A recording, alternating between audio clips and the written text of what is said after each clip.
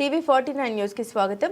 నంద్యాల జిల్లా ఆత్మకూరు పట్టణంలో మోంతా తుఫాన్ కారణంగా నిన్నటి నుండి కురుస్తున్న వర్షానికి ఆత్మకూరు మండల పరిధిలో గల శ్రీశైలం విజయవాడ వెళ్ళు ప్రధాన రహదారి, సిద్ధాపురం చెరువు, అలుగు మరియు కొత్తపల్లి ఆత్మకూరు ప్రధాన రహదారి భవనాసి వాగు పొంగడంతో నందికుంట, భావాపురం, కురుకుంద, వడ్ల, రామాపురం, కొట్టాల చెరువు వెళ్ళు రహదారులన్నీ జల దిగ్బంధనం మునిగిపోవడం జరిగింది. ఈ విషయంపై ఆత్మకూరు డీఎస్పీ మాట్లాడారు. మోంతా తుఫాన్ ప్రభావంతో ఆత్మకూరు మండల పరిధిలో వాగులు, వంకలు పొంగి పొర్లుతున్నాయని, ప్రజలందరూ అప్రమత్తంగా ఉండాలని, మట్టి మిద్దెలు, పాత బిల్డింగ్ల వద్ద ఉన్న ప్రజలు దగ్గరలోని సచివాలయం దగ్గరకు వెళ్లాలని, అక్కడ వారికి అన్ని సదుపాయాలు కల్పించామని, ఎటువంటి అవాంఛనీయ సంఘటన జరగకుండా ప్రజలందరూ అప్రమత్తమే ఉండాలని, అత్యవసర పరిస్థితుల్లో తప్ప ఎవరు బయటకు రాకూడదని ఆయన తెలిపారు. మా సిబ్బంది అందరం కూడా అన్ని చోట్ల అలర్ట్గా ఉన్నాము. ప్రస్తుతము ఈ 3 days నుంచి వస్తున్న వర్షం వల్ల మన ఆత్మకూరు పరిధిలో సిద్ధాపురం చెరువు అంటే శ్రీశైలం పోయే రూట్ బంద్ అయింది.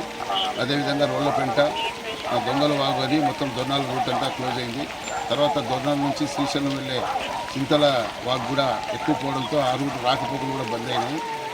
మన ఆత్మకూరు టౌన్లో Indira colony, next Garib colony, Saibabupeta మొత్తం ఈ ఏరియాలంతా వాటర్ ఎక్కువ రావడం వల్ల పబ్లిక్కి ఇబ్బంది లేకుండా మన మున్సిపల్ కమిషనర్ గారికి, తహసీల్దార్ గారికి, మళ్ళీ ఆర్డీఓ గారికి కూడా మాట్లాడినాము.